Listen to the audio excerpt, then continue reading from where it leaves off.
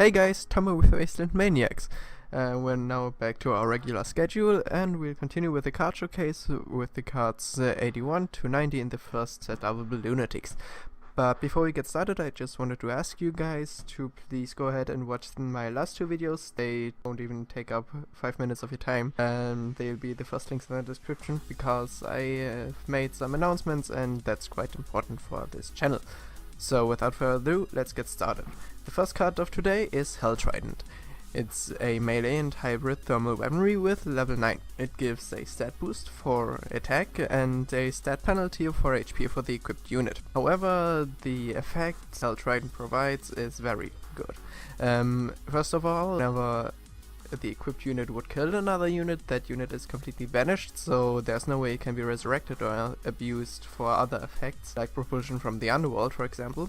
And also, that unit's controller puts the top 2 cards of their pile into their graveyard, so you take a bit of their deck away as well. So this is just a mean card that can screw your opponent over, because they have to take a lot of damage card-wise and board-wise. Next up we have Shock Guide.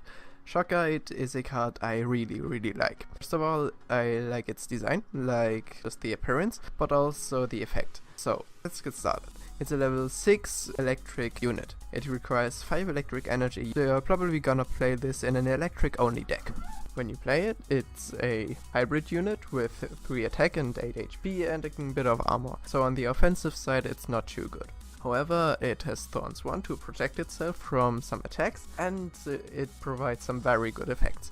First of all, you get to draw an extra card at the beginning of your turn, and whenever you draw a card, so it doesn't matter when, you can reveal that card and gain some extra health for yourself. And so with Shock Guide on the board, this becomes a must priority target for your opponent, because otherwise you'll just be way out of range health wise for them to kill you.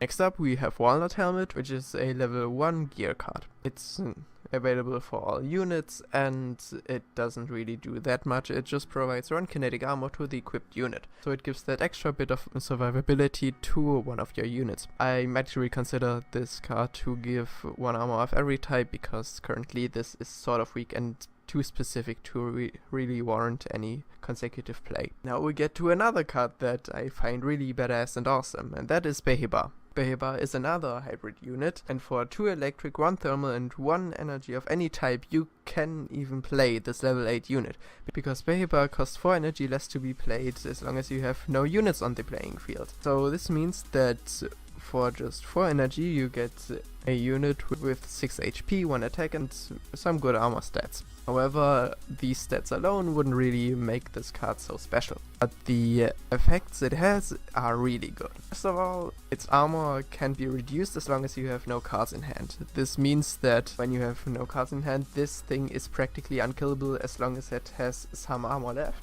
And also it has an activated ability where you can discard a card and then put a +1 attack counter on Behebar. You gain 1 health and each opponent loses 1 health. This ability can even be activated twice during your grouping phase. So this means that, for example, in your first turn when you play this card, you discard 2 cards in your hand, maybe these are the last cards, Behebar gets stronger, you get a bit of health, your opponents lose health, and Behebar's armor can now not be reduced anymore. And this combo, or this interaction with itself, is why this card is really powerful in games, and I might need to nerf it before Wasteland Maniacs gets released, because currently this thing can be very game breaking as long as you have no removal to directly kill it, because damage won't kill it, and so your units can't really do anything against it. Now card number 85 is called Pyre Staff. It is a gear card for all classes, however it can only be equipped to mage units, and when you equip a mage with this level 5 gear, you don't get anything. However, whenever the equipped unit attacks or uses a skill, it deals 4 damage to 1 unit an opponent controls. So this means that whenever you do something with the unit, basically, you get to deal a fair amount of damage to one of the opposing units. This can really be helpful when you play other cards as well, like for example Bulletstorm or Dynamite, where you can just deal tons of damage in one go. Now we get to a thermal and kinetic card, Spontaneous Combustion.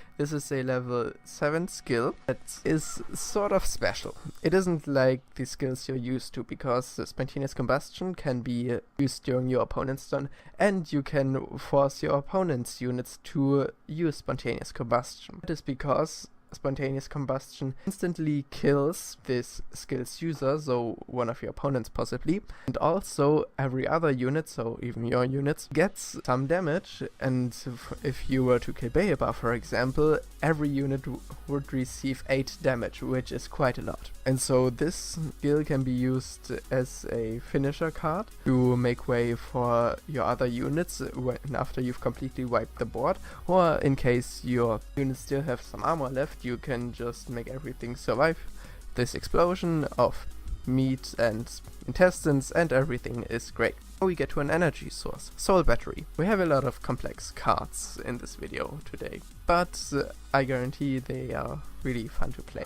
Soul Battery is a great way to get some sacrifice going. So for example, if one of your units is equipped with Sigil of the Potato, or you just fuel other cards, like for example again Propulsion from the Underworld. Because when Soul Battery enters the energy zone, you can sacrifice any number of units, so no units or all of your board. So I wouldn't recommend that, but you can do that. And then you put charge counters on Soul Battery equal to the sum of levels of the sacrificed units, and these counters remain on Soul Battery as long as it's not in your pile. Then you can just remove a charge counter from Soul Battery and deplete it, and you can create one energy of any type. So basically when you have some units to spare, you can get perfect energy fixing, because you can get all energy types apart from typeless, but that doesn't really matter.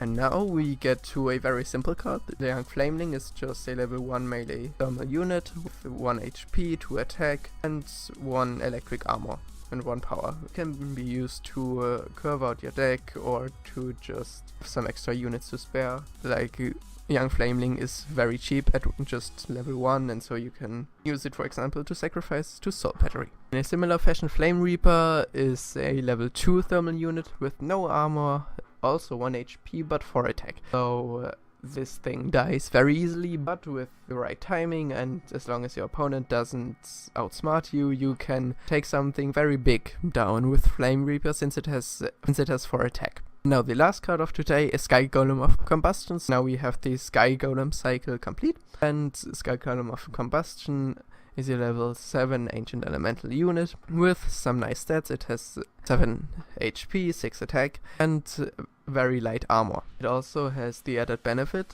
of having head start, so you can attack immediately with it, and whenever it attacks, it deals 1 damage to one opponent. However, because all Sky Golems have some sort of drawback, Sky Golem of Combustion isn't able to counterattack. So it's great on the offense, but you can't really use it to play defensively, because it'll just get killed because it can counterattack. Those are all cards for today. I hope you enjoyed this video. If you enjoyed it, give it a thumbs up, maybe comment something nice, and subscribe for more future updates. And with that I say thanks for watching, take care, and until next time.